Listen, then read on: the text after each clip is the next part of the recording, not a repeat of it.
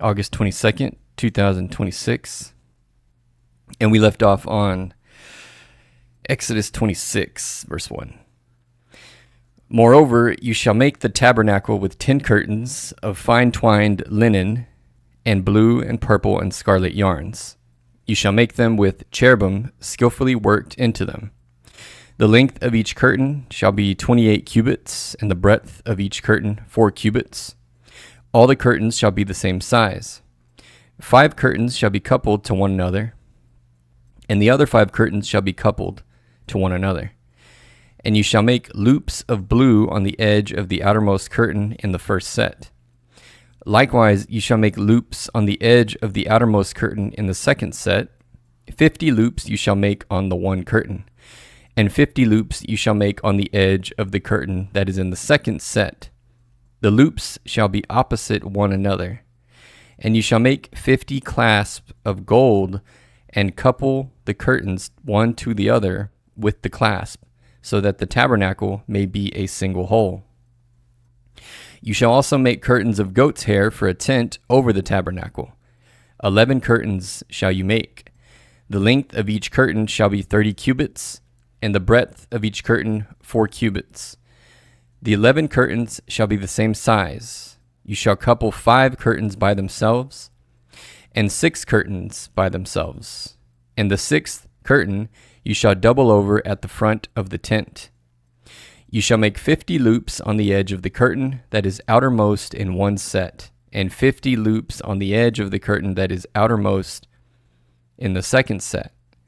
You shall make 50 clasps of bronze, and put the clasp into the loops, and couple the tent together that it may be a single whole. And the part that remains of the curtains of the tent, the half curtain that remains, shall hang over the back of the tabernacle. And the extra that remains in the length of the curtains, the cubit on the one side and the cubit on the other side, shall hang over the sides of the tabernacle, on this side and that side, to cover it. And you shall make for the tent a covering of tanned ram's skins, and a covering of goat skins on top. You shall make upright frames for the tabernacle of acacia wood. 10 cubits shall be the length of a frame, and a cubit and a half the breadth of each frame. There shall be 2 tenons in each frame, for fitting together.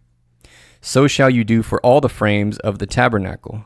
You shall make the frames for the tabernacle, 20 frames for the south side, and 40 bases of silver you shall make under the 20 frames, 2 bases under one frame for its 2 tenons, and 2 bases under the next frame for its 2 tenons.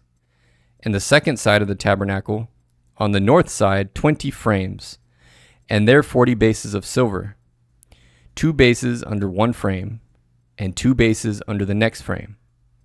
And for the rear of the tabernacle westward you shall make 6 frames, and you shall make 2 frames for corners of the tabernacle in the rear.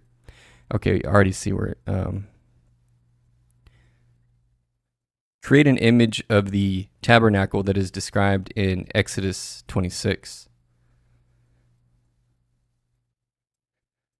We'll let it work on that. Okay.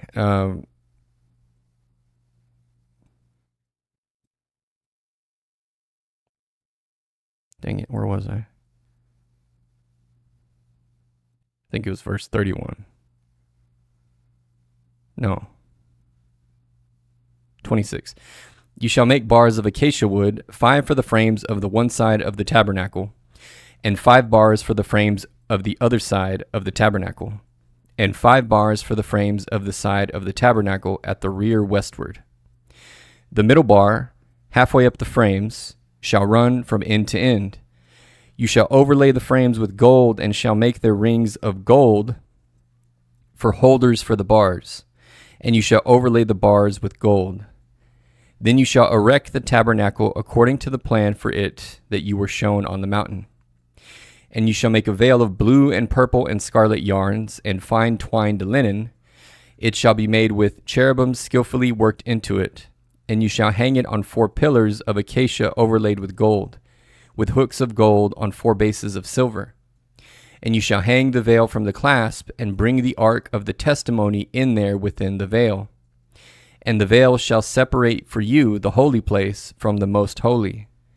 You shall put the mercy seat on the ark of the testimony in the most holy place. Wait, you shall put the mercy seat on the ark of the testimony in the most holy place. And you shall set the table outside the veil, and the lampstand on the south side of the tabernacle opposite the table. And you shall put the table on the north side. You shall make a screen for the entrance of the tent of blue and purple and scarlet yarns with fine twined linen, embroidered with needlework. And you shall make for the screen 5 pillars of acacia, and overlay them with gold. Their hooks shall be of gold, and you shall cast 5 bases of bronze for them. Let's see what we got. Oh wow, this is beautiful. Okay, so here's all the different curtains. Look at these doors. Oh, this is cool. Okay, this is what I wanted to see.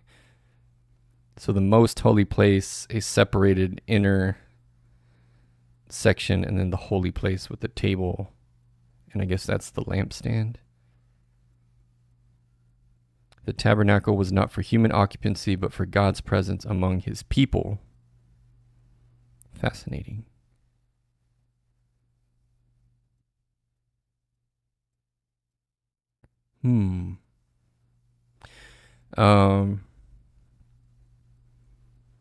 What do the theologians say about the very intricate detail and instruction surrounding the tabernacle and the ark? Are there parallels to the construction and the layout of the throne room?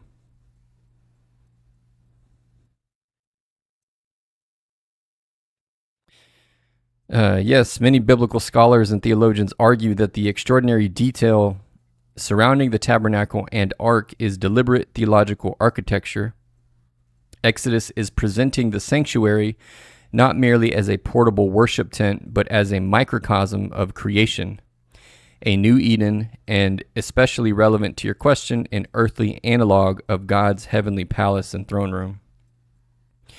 The parallels become striking when you read Exodus 25 through 40 alongside Genesis, Isaiah, Ezekiel, 1 Kings, Psalms, and Revelation, which we've read on stream. So hence my question, because a lot of that did sound familiar from John's vision in Revelation. The ark functions as God's earthly throne. This is probably the clearest connection. The ark itself is not normally described as containing an image of God, as surrounding cultures might have placed an idol in a sanctuary. Instead, above the ark is the kaparet, usually translated mercy seat or atonement cover, with 2 golden cherubim. God tells Moses, "There I will meet with you from between the 2 cherubim." That's interesting. That language fits other biblical descriptions of Yahweh as the one enthroned above between the cherubim.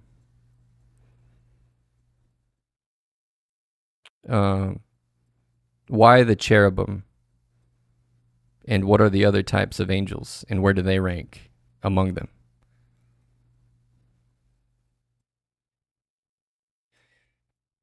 The first thing to clarify is that the Bible never gives us a neat, comprehensive angel ranking chart, although it does name archangels, so we can assume they're the highest. Later, Jewish and Christian theologians developed hierarchies, but Scripture itself gives us several categories of heavenly beings whose functions sometimes overlap.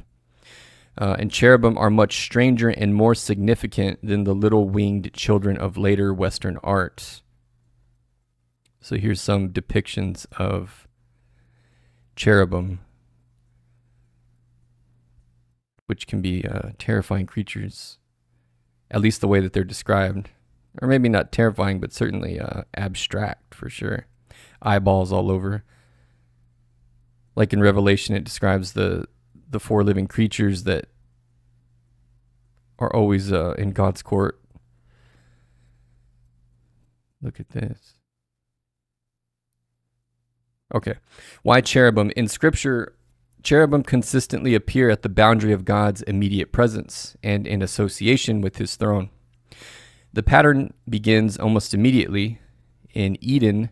After Adam and Eve are expelled, God places cherubim at the east of Eden to guard the way to the tree of life.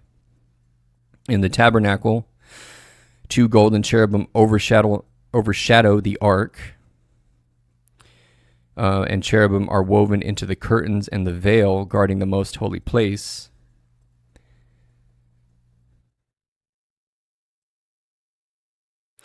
So, but this, okay, so actually, so since they were woven into the tabernacle curtains and also as part of the ark, it seems like we would have pretty good record of what the cherubim actually look like. Is that true?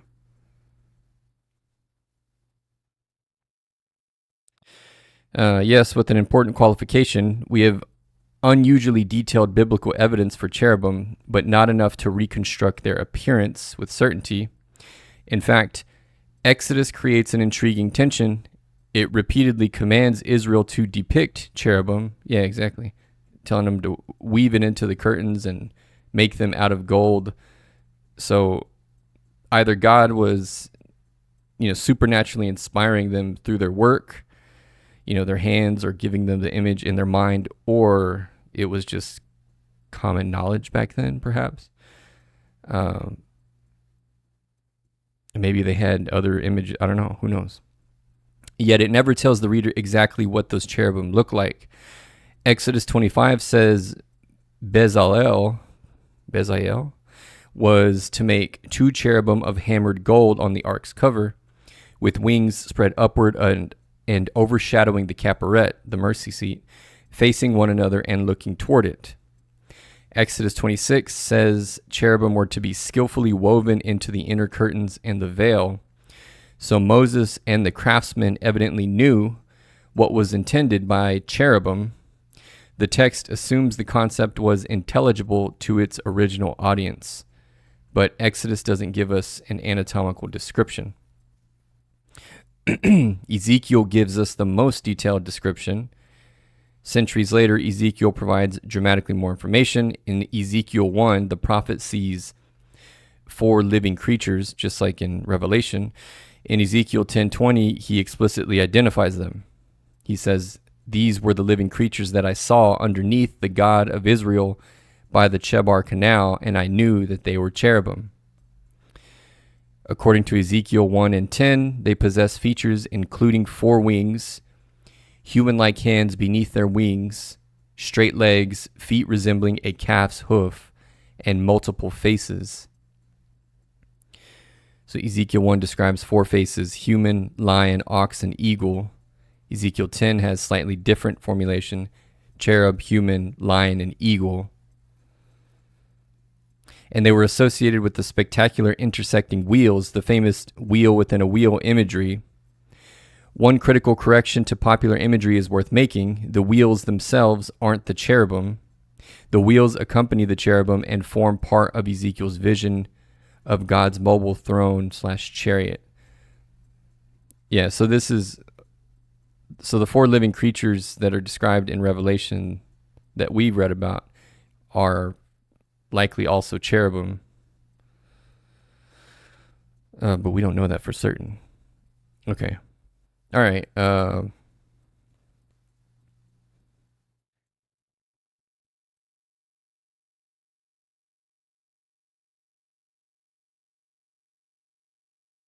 Verse 20, "You shall command the people of Israel that they bring you pure beaten olive oil for the light, that a lamp may regularly be set up to burn in the tent of meeting outside the veil that is before the testimony. Aaron and his sons shall tend it from evening to morning before the Lord.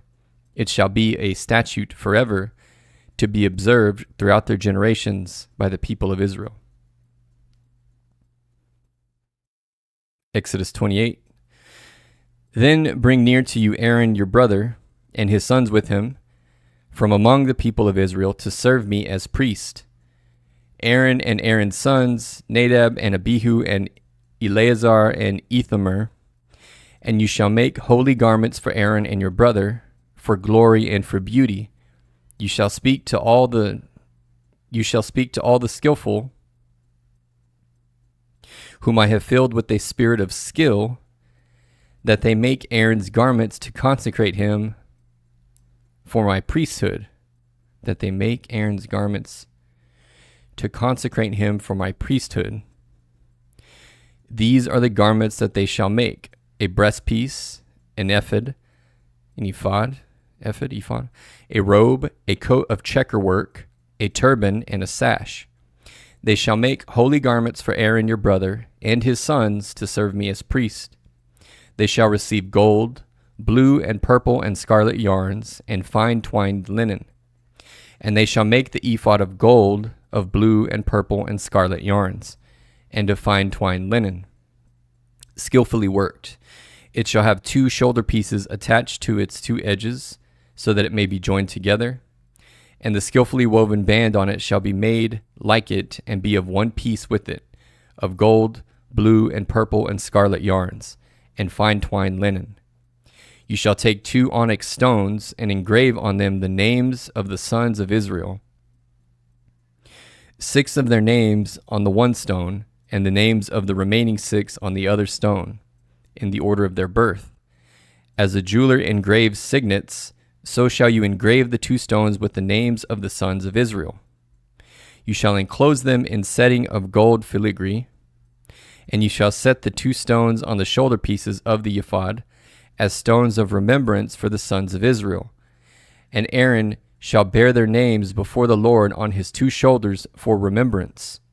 You shall make settings of gold filigree, and 2 chains of pure gold, twisted like cords, and you shall attach the corded chains to the settings. You shall make a breastpiece of judgment in skilled work, in the style of the ephod, and you shall make it of gold, blue, and purple, and scarlet yarns. And fine twined linen shall you make it. It shall be square and doubled, a span its length and a span its breadth. You shall set it in 4 rows of stones. A row of sardius, topaz, and carbuncle shall be the first row, and the second row an emerald, a sapphire, and a diamond, and the third row a jacinth, and a agate, and an amethyst, and the 4th row a beryl, an onyx, and a jasper.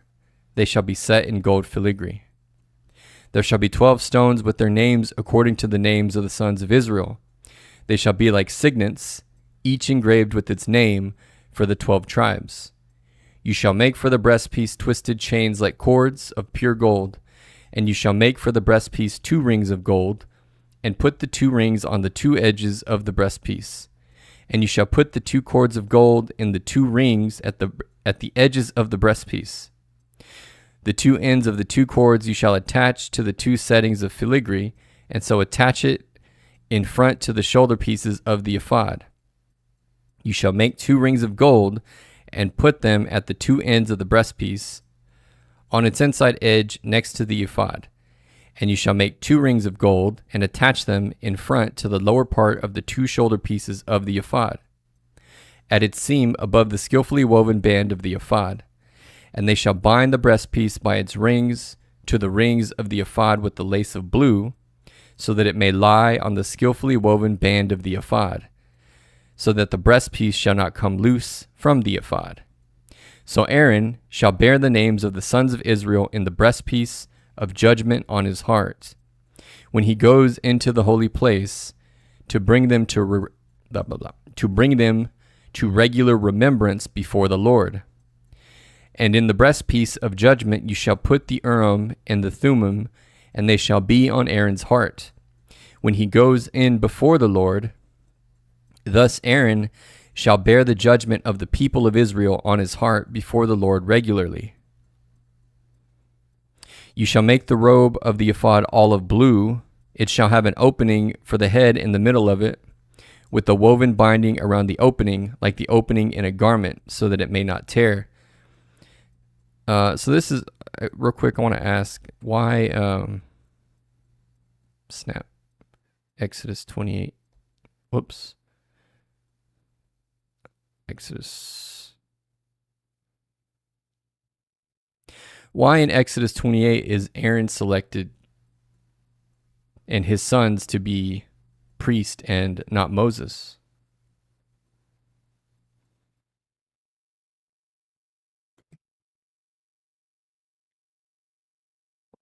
Exodus 28 marks a significant transition.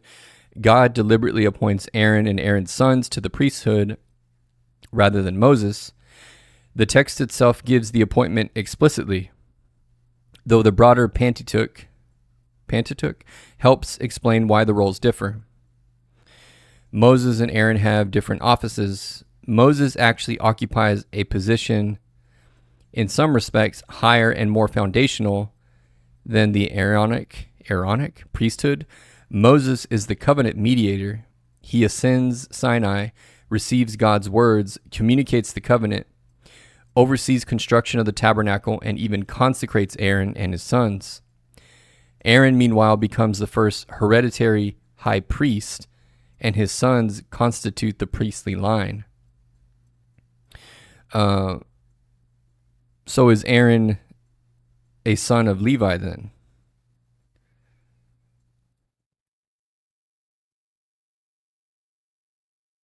He is. Okay. Aaron is a descendant of Levi, specifically Levi's great-grandson.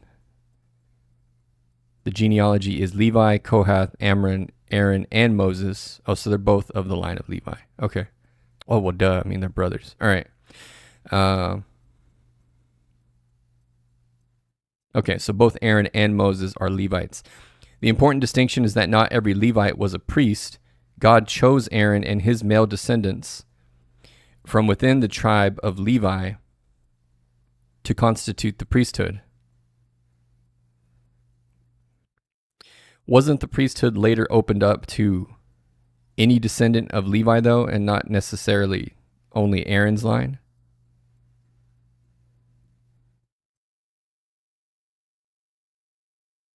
Not quite. The Old Testament consistently distinguishes the broader tribe of Levi from the Aaronic priesthood. What happens later can make the terminology confusing because priests are Levites, and sometimes Scripture refers to them collectively as Levitical priest. The basic structure is Levi represents all Levites or his descendants, but the priest came from Aaron's line. So every legitimate Aaronic priest was a Levite, but not every Levite was a priest. So why is the distinction put on Levi then and not Aaron?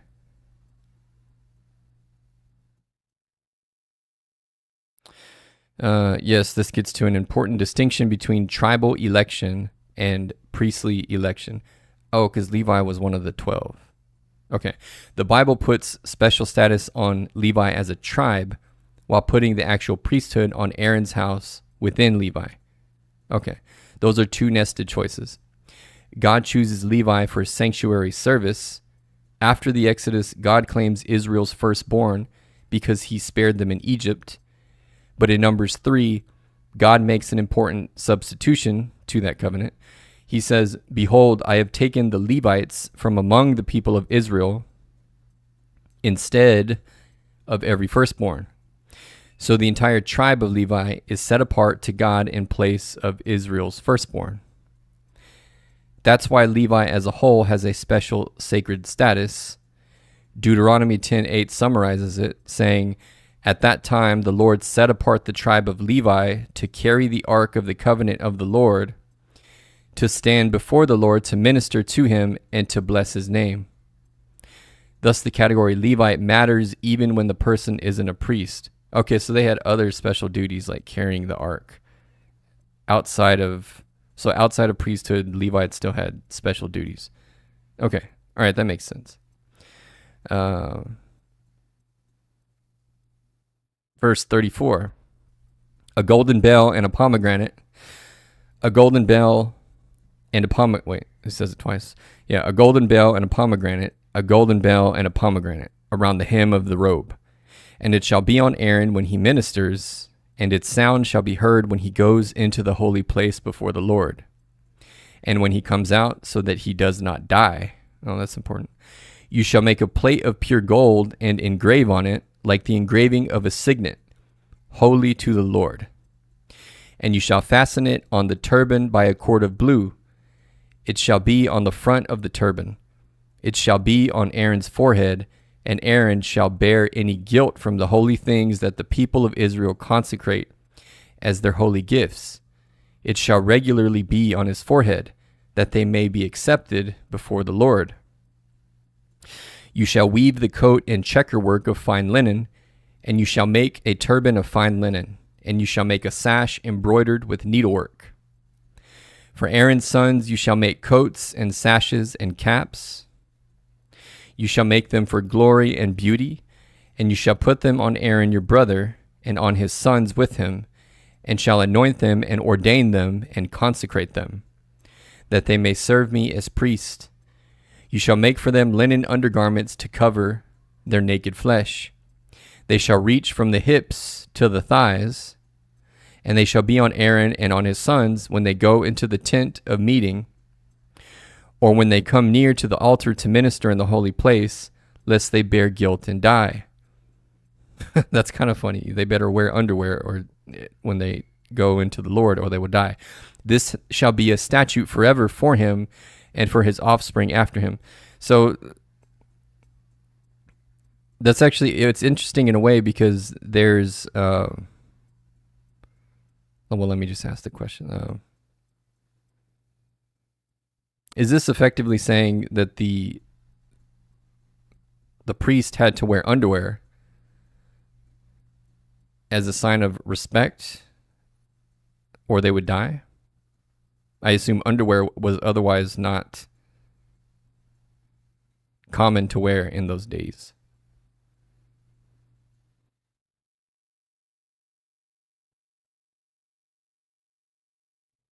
Yes, that's basically what the passage is saying. Though underwear as a sign of respect can be sharpened a little. Yeah, let's sharpen it. The Hebrew describes linen breeches or trousers worn from the waist down to the thighs.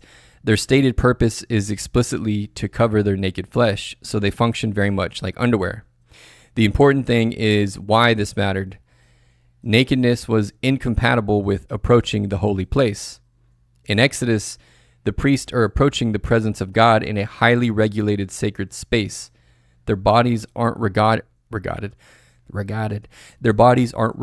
as inherently dirty or sinful, but exposed nakedness was inappropriate before God in priestly service. That concern actually appears just a few chapters earlier when God gives instructions about altars. He says, "And you shall not go up by steps to my altar, that your nakedness be not exposed on it." That's interesting. So why do theologians think that is? What is it about nakedness that was inappropriate to God? Is that a parallel to the guilt that we bore in Eden, meaning we were innocent and nakedness was okay, but after we sinned, then nakedness was now shame?